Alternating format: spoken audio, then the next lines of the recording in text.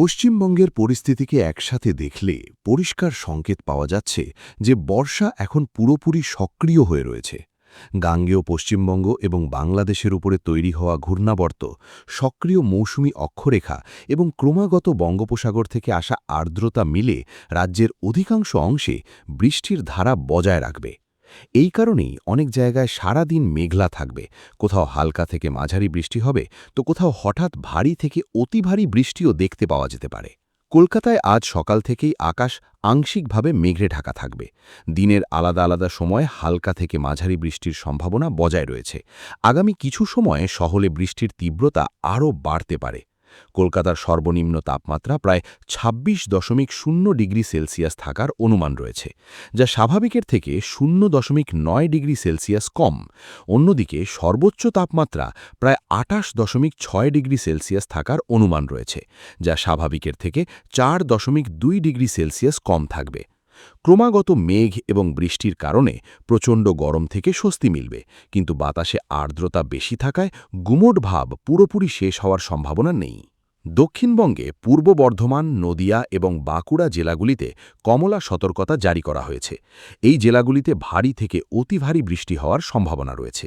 এছাড়া বীরভূম, মুর্শিদাবাদ, হুগলি, হাওড়া, উত্তর ২৪ পরগনা, দক্ষিণ ২৪ পরগনা, কলকাতা, পূর্ব মেদিনীপুর, পশ্চিম মেদিনীপুর, ঝাড়গ্রাম, পুরুলিয়া এবং অন্যান্য জেলাগুলিতে হালকা থেকে মাঝারি বৃষ্টির সাথে অনেক জায়গায় ভারী বৃষ্টিও নথিভুক্ত করা যেতে পারে। পুরো দক্ষিণবঙ্গে হলুদ সতর্কতা কার্যকর থাকবে এবং বজ্রবিদ্যুৎ সহ বৃষ্টি এবং প্রায় ৩০ থেকে ৪০ কিলোমিটার প্রতি ঘণ্টা গতিতে ঝড়ো হাওয়া চলার সম্ভাবনা বজায় থাকবে। উত্তরবঙ্গের পরিস্থিতি আরও গম্ভীর হয়ে রয়েছে। দার্জিলিং, জলপাইগুড়ি এবং আলিপুরদুয়ারে অতি ভারী বৃষ্টির জন্য কমলা সতর্কতা জারি রয়েছে। এই অঞ্চলগুলিতে কিছু জায়গায় প্রায় ২০০ মিলিমিটার পর্যন্ত বৃষ্টি হতে পারে। কালিম্পং, কোচবিহার সহ অন্যান্য জেলাগুলিতেও ভারী বৃষ্টির সম্ভাবনা বজায় থাকবে। ক্রমাগত বৃষ্টির কারণে পাহাড়ি অঞ্চলগুলিতে ধস, নদীগুলির জলস্তর বৃদ্ধি এবং নিচু এলাকাগুলিতে জলমগ্ন হওয়ার বিপদ বাড়তে পারে। তাই এই অঞ্চলের মানুষদের অতিরিক্ত সাবধানতা অবলম্বন করার প্রয়োজন রয়েছে। কিন্তু সবথেকে বড় প্রশ্ন এখনও বজায় রয়েছে, কি আগামী কিছু ঘণ্টায় এই বৃষ্টি আরও বেশি বিপজ্জনক রূপ নিতে পারে? আবহাওয়া বিজ্ঞানীদের বক্তব্য যে যদি আর্দ্রতার যোগান একইভাবে বজায় থাকে, তবে যে জেলাগুলিতে এখন স্বাভাবিক বৃষ্টি হচ্ছে সেখানে হঠাৎ মুষলধারে বৃষ্টি শুরু হতে পারে। তাই নিজের জেলার পরবর্তী সতর্কতাকে একদমই উপেক্ষা করবেন না, কারণ আবহাওয়ার পরবর্তী পরিবর্তন অনেক মানুষকে অবাক করতে পারে। মৎস্যজীবীদের সমুদ্রে না যাওয়ার পরামর্শ দেওয়া হয়েছে, কারণ সমুদ্রে আবহাওয়া অত্যন্ত খারাপ হয়ে রয়েছে। উপকূলীয় এলাকাগুলিতে উঁচু ঢেউ এবং ঝড়ো হাওয়া চলতে পারে।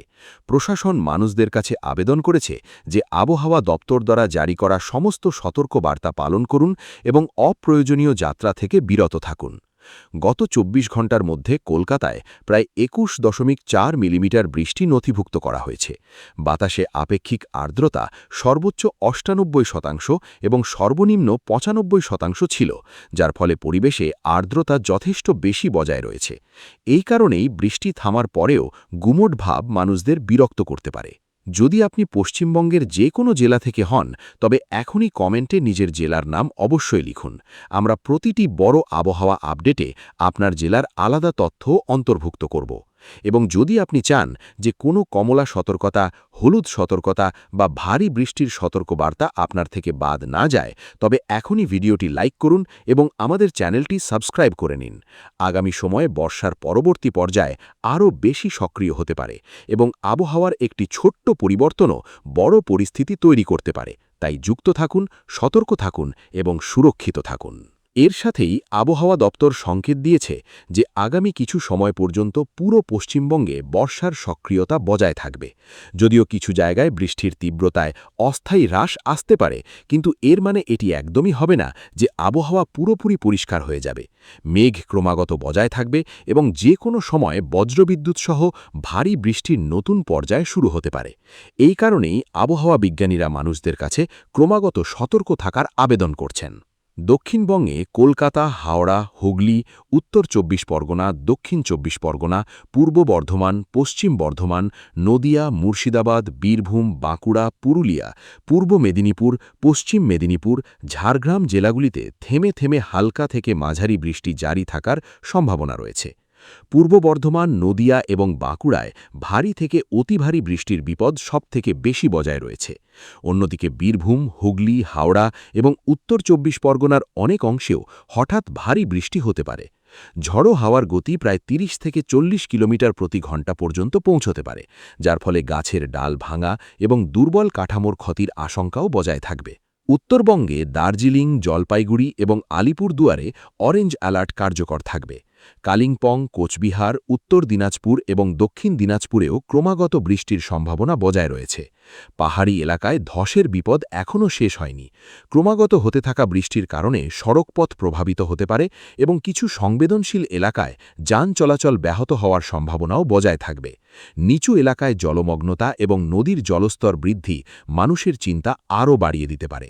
আবহাওয়া দপ্তরের বক্তব্য যে সক্রিয় মৌসুমি অক্ষরেখা, গাঙ্গেয় পশ্চিমবঙ্গ এবং বাংলাদেশের ওপরে তৈরি হওয়া ঘূর্ণাবর্ত এবং বঙ্গোপসাগর থেকে ক্রমাগত আসা আর্দ্রতার কারণে পুরো রাজ্যে বৃষ্টির জন্য অনুকূল পরিস্থিতি তৈরি হয়ে রয়েছে।